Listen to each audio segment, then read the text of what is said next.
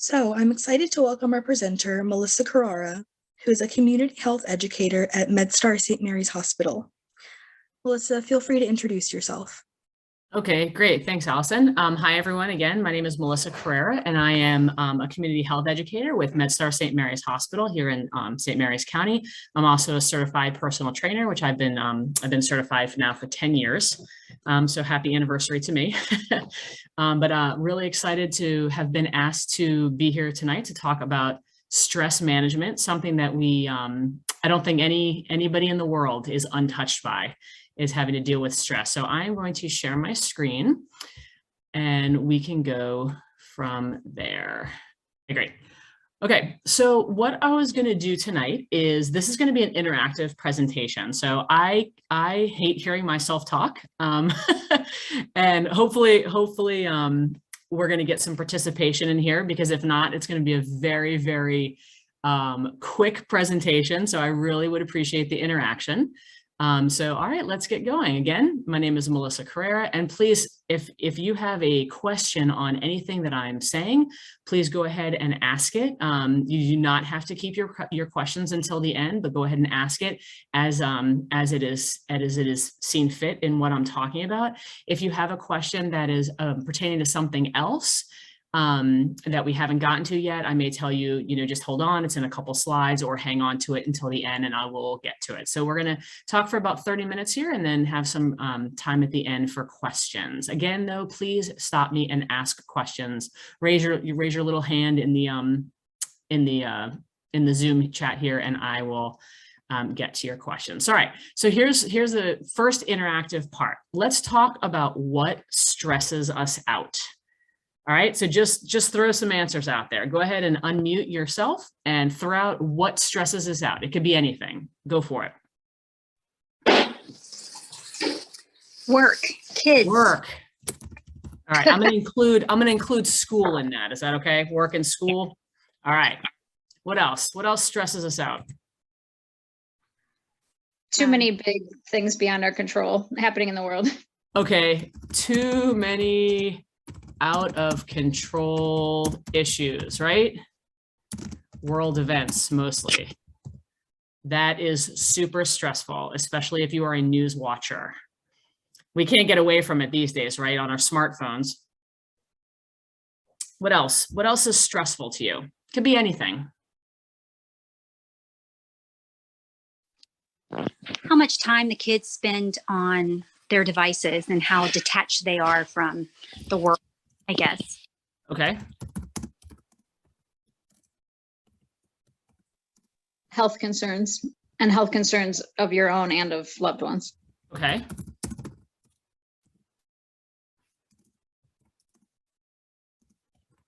Okay. What else?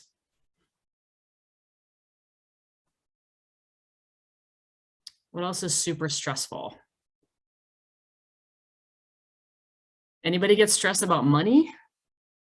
It's never the too much, right? It's usually the opposite, right? All right, sometimes I get stressed about money, so I'm going to put that for myself.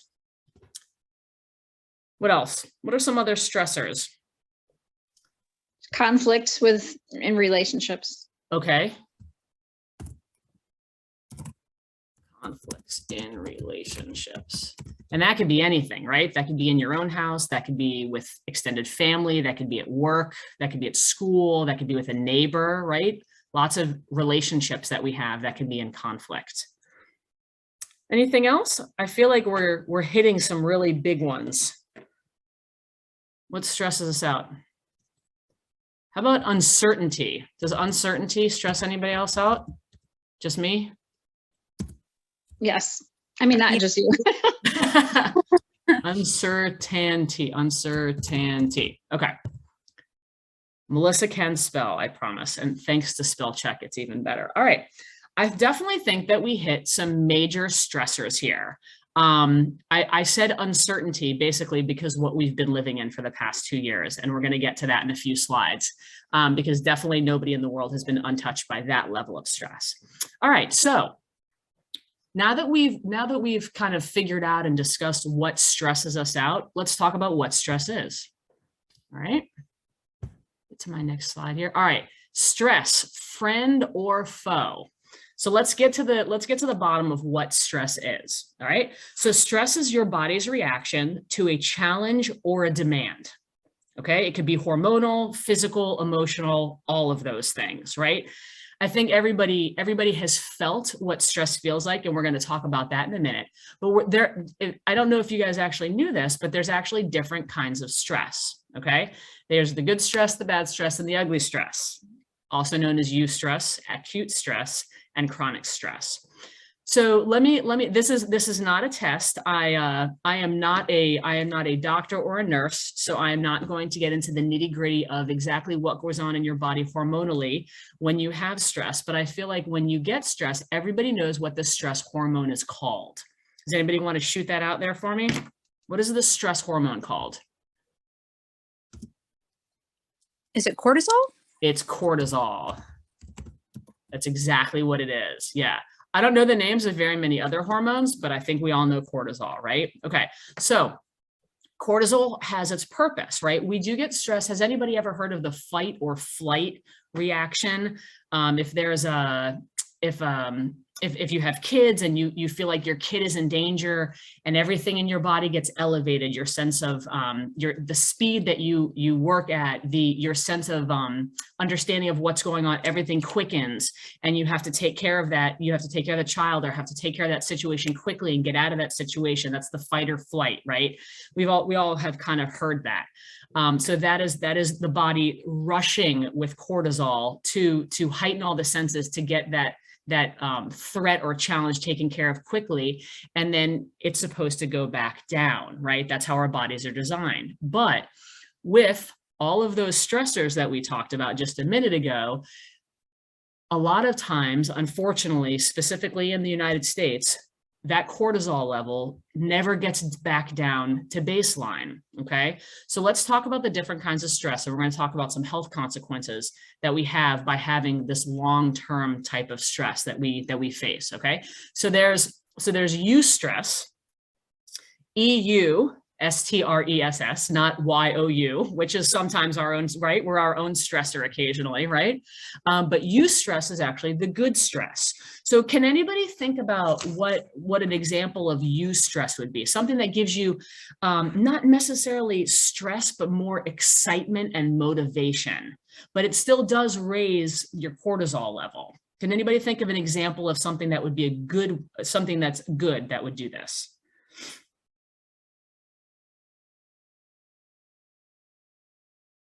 I'll chime in here. So, somebody said your team winning a game. Yeah, absolutely. Or your team even playing in a game, right? March Madness is going on. Who's sitting in front of the TV screaming for Duke or University of Miami or whoever else, Arizona, whoever else is in there, Arkansas, right? That's a little bit of stress, right? That's the good stress, unless your team loses, then it's not so good. But yeah, absolutely. What else? What else? So a sporting event or a race or something like that could be good stress. What else? I was thinking maybe starting a new job or starting in a new college or a new school.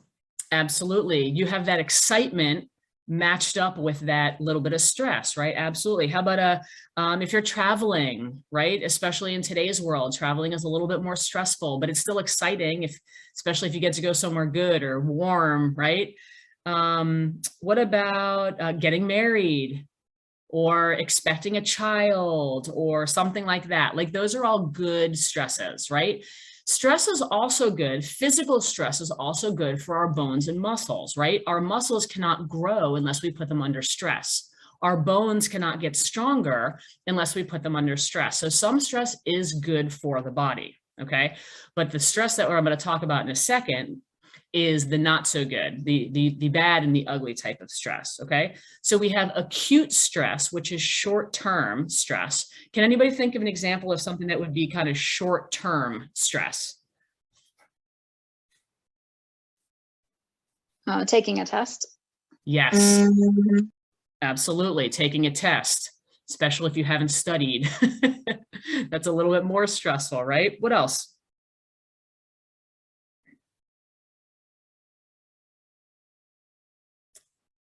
that fight or flight situation that I mentioned a few minutes ago would be the acute stress. It happens, it's gone, the cortisol levels go back to baseline, and we go on with our day, right? That would be the acute or short-term stress. What about, somebody had mentioned health situations as a stressor. So if you have to have a medical procedure done, that could produce some short-term stress, like, you know, for the hours leading up to it, or dealing with it afterwards can produce some short-term stress, right? Can anybody else think of another example of short-term or acute stress? I think a lot of things with your kids too, like if they're in a dangerous situation at the time, or running into the road, or just anything like that, where you just have to jump in and do that. Absolutely. Very, very good example. Yep. Yeah. So someone mentioned a test before, a work deadline, something like that, an emergency situation that you have to take care of right now, kid running in the street, something like that, an injury that you have to act fast on. Those are the acute stress. So now, again, those are something that happens and hopefully you return down to baseline. But the real problems come with this chronic or long-term stress. Okay. And so can anybody think of what could cause some chronic or long-term stress?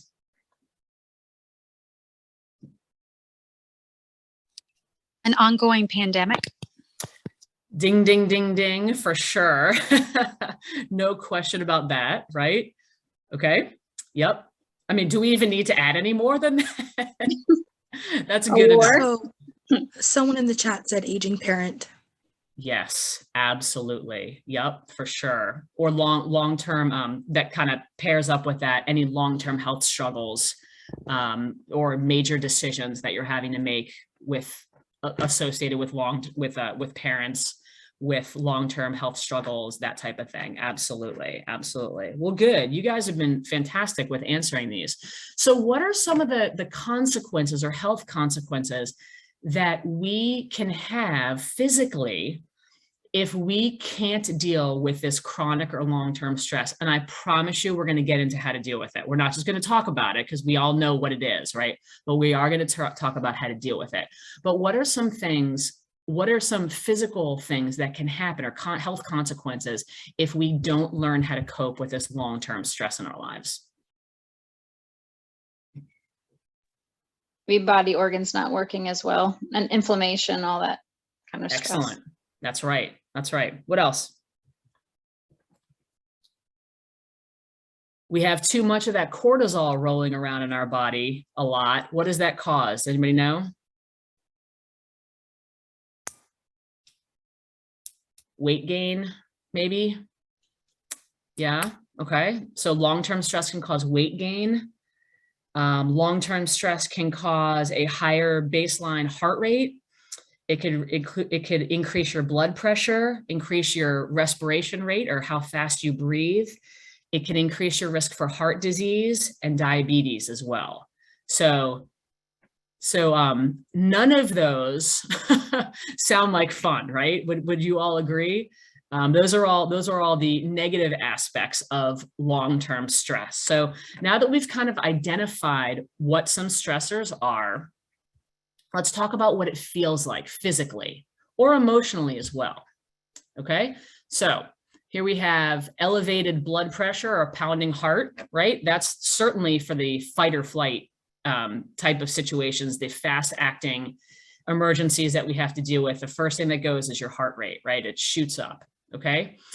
Anybody ever have stomach problems associated with stress? They get really nervous about something and they can feel it in their stomach, or they have digestion issues. I like to call it race stomach, or game stomach. If it's right, you know, you kind of get it right before, when you get nervous before, if you run races or if you're an athlete or something, you kind of get it right before a game or something like that. But you can also get it walking into work.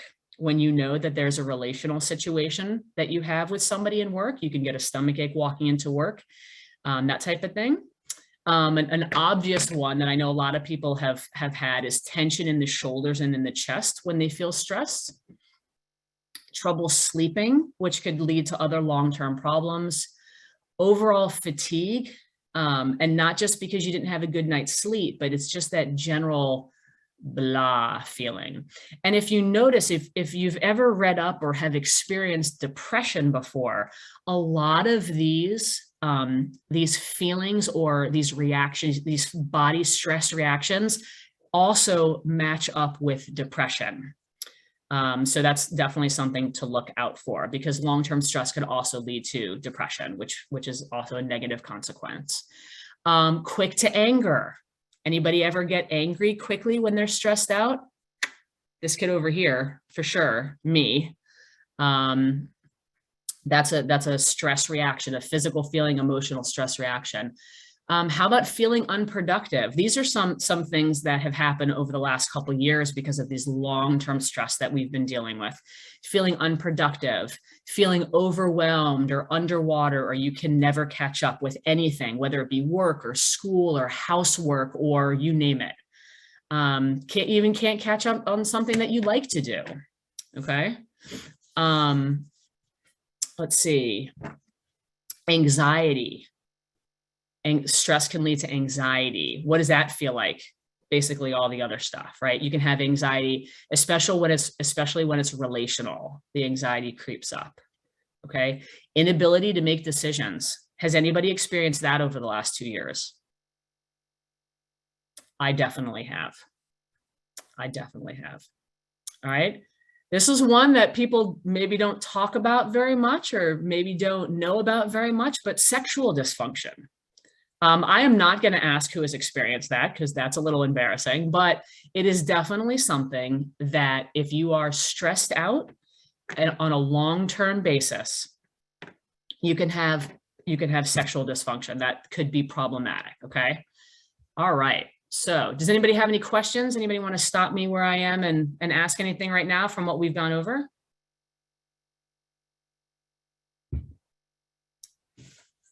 All right. I'm going to keep going. So let's go to some strategies, some coping strategies. Okay. So I'm going to do something a little unorthodox first. Let's go with some unhealthy stress coping strategies. What do you think? What are some unhealthy coping strategies? It could either be something you've done or something that you've heard of other people doing. You don't have to say that you've done it, but you can just throw it out there as a strategy that some people use to cope with stress. Unhealthy strategies. Go for it. We have a response in the chat that says yelling at people. Okay. Yelling. Gotcha. Comfort. Say again.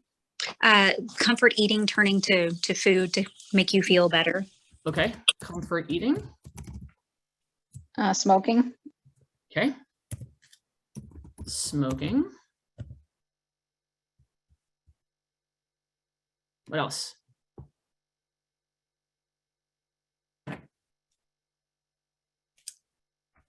Something I'm thinking about is procrastination. Procrastination. Yep.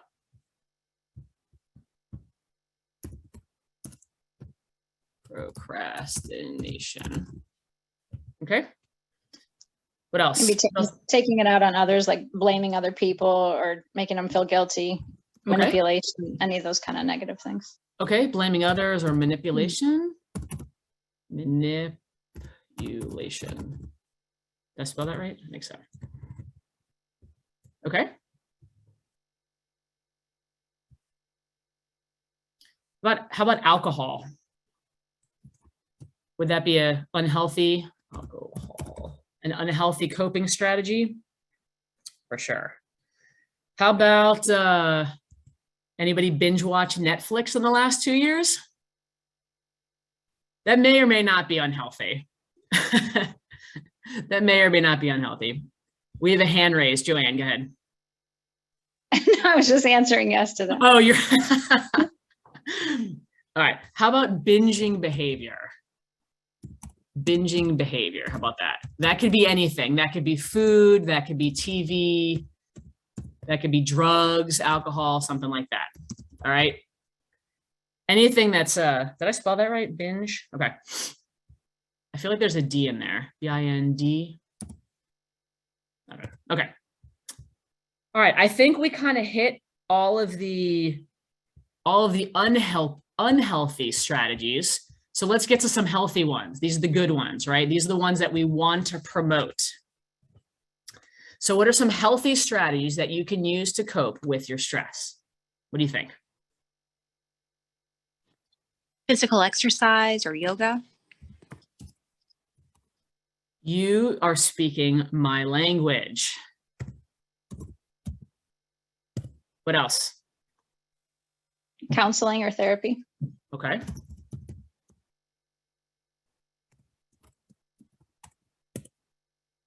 What else?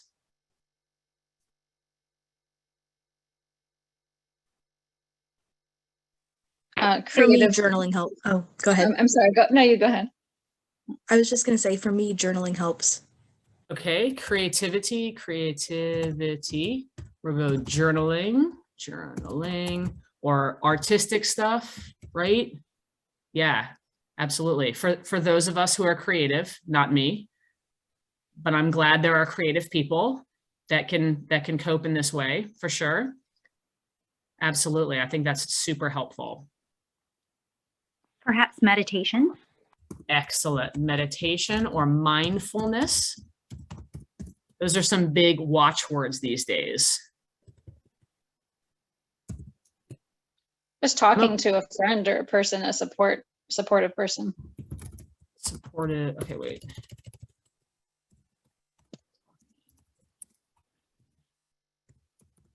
Supportive person. Awesome. You guys are going to have to excuse my terrible spelling if there are any spelling mistakes in here. What else? How about time in nature? Would that be helpful, do you think? Some fresh air, especially if it's nice and warm out. What about nutrition? You think that would be a helpful coping strategy to have good nutrition?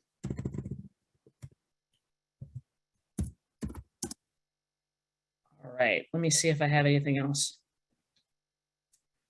Okay, how about some time for yourself, some self-care? I'm sure you've all heard that statement, if you've ever flown, and they're like, put the oxygen mask on yourself before helping others, right?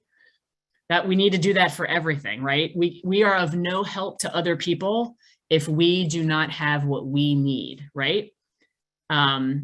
If anybody here is a parent, they know that, right? They're constantly taking care of the kids, maybe taking care of a spouse, or if you're taking care of an aging parent or family member, that self-care gets put on the back burner a lot. And it's a way, it's a stressor in itself if you're not taking care of yourself, but it's also a way to combat or cope with stress. If you can set aside a few minutes for self-care, and your self-care may look like all of these, right? It may look like yoga, it may look like therapy, it may look like journaling, it may look like meditation, right? It depends on what you know, what you need, right? Okay, let's see what else here. How about reducing caffeine? Does caffeine make anybody jittery? So like to try to make yourself less stressed, reducing caffeine. I don't know how many people wanted to hear that. I'm sorry. That might be fighting words, right? Someone, drinking coffee may be the coping strategy, but reducing caffeine is actually a proven stress reducer. All right. There's also somebody mentioned meditation. There's also some really good apps.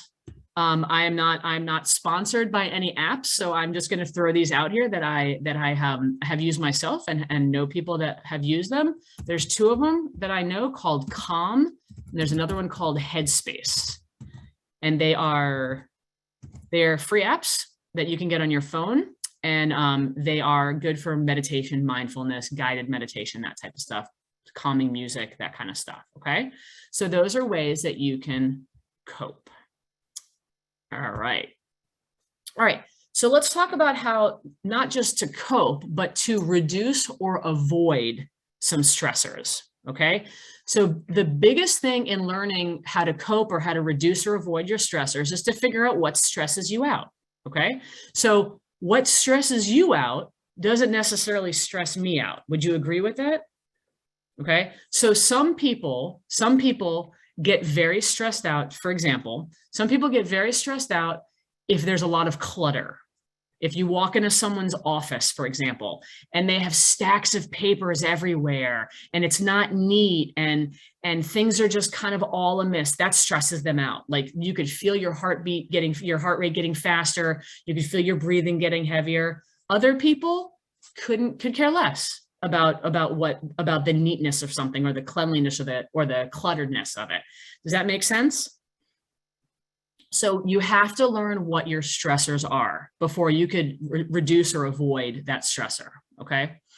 Managing expectations is a really big part of being able to reduce or avoid your stress. Managing expectations is something that I wish I would have learned when I was a younger person, but I did not learn it until I was in my 40s. So I'm going to explain to you what managing expectations is. And I feel like this is something that we've all kind of learned by chance, not necessarily by chance, but we've all learned in the last 2 years not to expect too much out of anything or anybody. And maybe that was a good lesson that we all learned over the last 2 years. But managing our expectations. So for example, I will use the MVA, and I apologize in advance if anybody works for the MVA, okay? I'm not gonna badmouth it, the Motor Vehicle Association. I have not had the best experience, unfortunately, in this state with the MVA. So I now know the next time that I have to go to the MVA for anything, my youngest child is about to get her driver's license in a couple months. So I know now, because of my history with my issues with the MVA, that I know I know not to expect everything, but I need to manage what my expectations are before I walk in. Because if I don't manage my expectations beforehand, I may get very upset very quickly. I may make bad decisions. I may get agitated. I may yell. All of those things that we talked about that are the bad coping mechanisms may happen if I don't think about what my expectations need to be based on past experiences. Does that make sense? So for example, if you've had a trip planned, a major trip plan that got canceled over the past 2 years, and after that trip got canceled and you planned another one and that trip got canceled and you got very upset. Okay. Now, you know, you have this history and you can manage your expectations a little bit better when you go to plan the next trip. Does anybody have an example, a situation that they can think of that managing the expectations ahead of time have helped them to reduce the amount of stress that they felt in that situation because they kind of thought it through beforehand?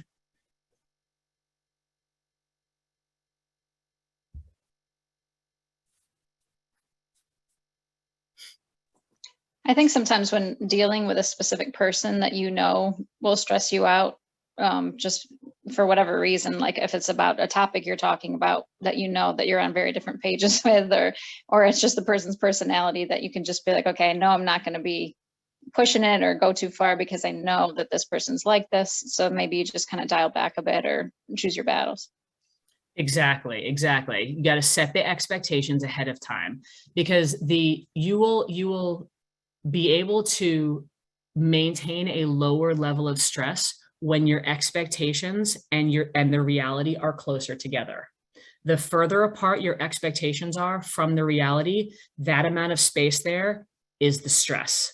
So the closer they are, the less stress. The further apart they are, the more stress that you're gonna have to deal with. So very, very good example. Thank you. Okay, so another way to reduce or try to avoid stress is establish office hours. This is specifically if you're working from home, like a lot of us have been over the last couple of years, okay? So establish office hours. Don't be available to work 24/7, okay? Avoid homework. If you do not, that means basically working outside of your office hours. If you're supposed to be working from 8 to 5 or 8 to 6 or whatever that is, then start at 8 and finish at 6. Set those boundaries, right? And the same thing can be said if you're working in an office. When you come home, make home home. Don't let the stress or the expectations and the deadlines from work come home with you if you could avoid that. And unfortunately, the technology that we have today makes it possible for us to, oh, let me just answer a quick email while I'm out to dinner with my family or friends, or let me just check this about work. You know, it makes it a lot easier. Back when I was a kid, there was no cell phones. There was no computer with email that you could check all the time. So when my folks were home, they were home. They were home. They weren't doing all that. So let's try to do that to reduce or avoid the stressors that we feel. Okay, so the next one is prioritize. Make a to-do list. All right, put the most important things that you need to do on the top, the least important things that to do on the bottom, and check your list off. Okay, and in that kind of same vein, learn how to say no. Okay, it's one of the first words we learn when we're kids. No. Right?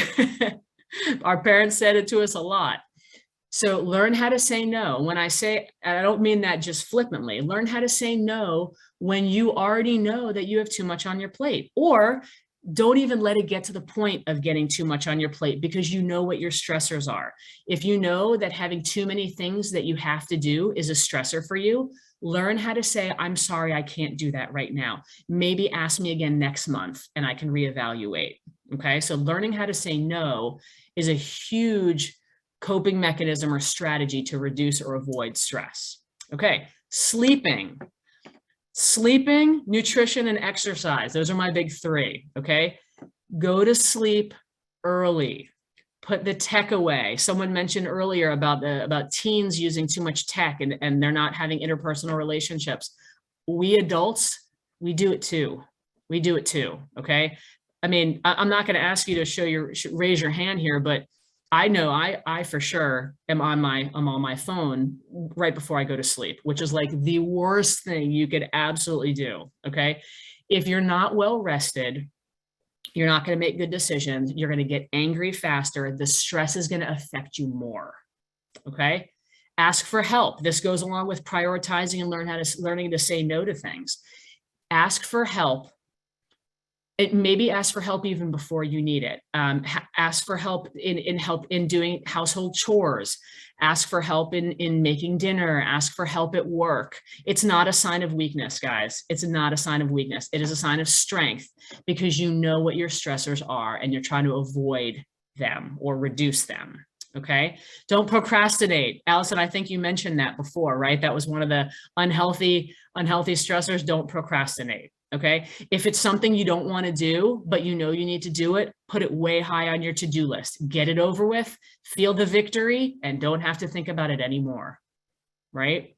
All right. So this is kind of my wheelhouse right here, nutrition and exercise. As a personal trainer, this is where I make my money. Okay. Nutrition and exercise are huge, and I feel like they go together. Okay. So we talked about like binge eating and eating junk food, and comfort food was one of the unhealthy coping strategies. Well, on the other end of that, eating nutritious, satisfying food. We're talking about lots of fruits and vegetables. Okay, those help get rid of the oxidative stress in our bodies, the hormones that we don't want, the cortisol, all that helps flush it out. Okay, lots of fruits and vegetables, whole grains, things like brown rice, black rice, wild rice, all of that.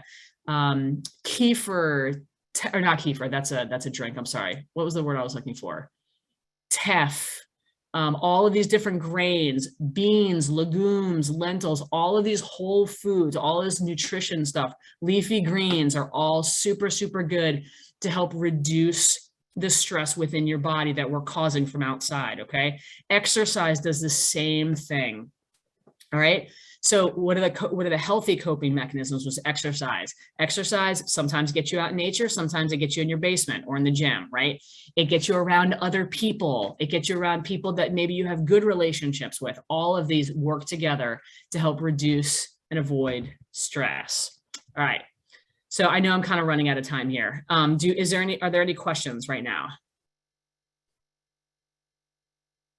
All right. So let's talk resilience real quick. I need to move my little There we go. Okay. All right. So the American Psychological Institute defines resilience as the process of adapting well in the face of adversity, trauma, tragedy, threats, or significant sources of stress, right? So let's talk about what that looks like. What have the last 2 years looked like? It has been 2 years of constant stress. Who would agree with that? Who would agree with that? Everyone should be raising your hand. Everyone should be raising your hand, right? So to be resilient, right? I mean, I'm sure any one of you can tell me, and not just the pandemic, the amount of the levels of stress that they've had over the 2 years, but things with health problems, aging parents, maybe, God forbid, a death in the family, war-torn nations, all of these things that don't necessarily have to do with the pandemic are all things that happen in our lives constantly, right? Outside of the pandemic. And we could build resilience, stress resilience, by being able to process and adapt with the coping mechanisms. I'm going to go back here with the healthy coping mechanisms, right? We can build resilience by attacking stress in these healthy coping ways. Exercise, yoga, therapy, creative outlets like journaling and art, meditation, mindfulness, all of these things, good nutrition, time in nature, okay? These are ways to build resilience. I want to read you guys a quote that came from the same site here with the American Psychological Institute. It says, when you are able to manage your relationship to stress effectively, short-term stressors can actually help you develop a physical and psychological resilience that allows you to cope with stressful moments with more ease, which can often lead to profound personal growth. I thought that was a very profound statement. Increasing your awareness of how stress affects you will also help you make decisions that are better aligned to your long-term health and happiness. Okay. I'm going to put the website that I found this stuff on at the end in the chat box, and you guys can check this stuff out. But resilience, being able to be resilient in the face of stress, because let's be honest, guys, you're not going to be able to go through life without stress. It's unfortunately not in the last 2 years, not in the last 20 years, not in the last 200 years. There will be stressors and there will be stress in the future, but the ability to be resilient by using these coping mechanisms is a way to prevent long-term health problems that we talked about earlier that are caused by the chronic stress. Okay. We can't control the stress, but we can control our reaction to the stress, right? All right. So how can we do that? Let's talk about making a plan. All right. I know that, we can talk theory all day. We can talk about, we could talk about great quotes all day, but at the end of the day, we need a plan, right? We need to make a plan and we need to work the plan. So your plan to deal with your stress has to be realistic. Okay. So if your boss, for example, is your biggest stressor, would it be realistic for most of us to just quit our jobs? I'd say probably not. That's probably not realistic for most of us. Okay. If it is, and that's what needs to be done, then go for it. But that's probably not a realistic plan to deal with the stress that maybe your boss is causing you. Okay. So you want to make a realistic plan. Is it talking to the boss? Is it maybe writing out your feelings and presenting that to the boss so you don't get, angry or emotional when you're talking to him or her, something like that. So you want to make a realistic way to deal with the stress. Is it doable? Again, that kind of goes with realistic. Is it doable for you to, if you know that you need 3 hours of exercise a day to really manage your stress, can you really fit that into your day? Some people can, if they work part-time or if they're retired, sure, that's doable. But to some people that wouldn't be doable. So you want to make sure whatever your plan is, that it is a doable thing for your schedule. Be specific about it. Okay. If you say, okay, I know that meditating is my way of coping with stress. I am going to meditate for 5 minutes every morning before I start my day. That's very specific. You're talking about how long you're going to do it for, and you're going to talk about when you're going to do it. That's very specific. You're a lot more able to keep these appointments to when you're specific, okay? And to keep this plan when you're specific. Flexible, okay? Things happen, right? If your plan tomorrow to cope with your stress for the day is to go for a walk when you get home from work, and that is your coping mechanism, and it's raining when you get home from work and you can't go for a walk, what's your backup plan? Be flexible. Maybe you walk up and down the stairs in your house, or maybe you do an exercise video on YouTube or something like that. Be flexible. Be specific with your plan. So if I say I am going to work out when I get home from work today, and my plan is to walk, and when you get home, it's raining out, you are still going to work out. You are just going to be flexible with what you do that day. Does that make sense? All right. That is pretty much it, guys. Guys and gals. I use guys. I'm sorry if that offends anybody. I'm sorry. I should have been more appropriate with the guys and gals, friends, however is more appropriate to say that. But I'm just going to kind of go over really quick who we are at Health Connections at St. Mary's Hospital, and then we have a couple minutes for questions. We are located at the outpatient pavilion at St. Mary's, at MedStar St. Mary's.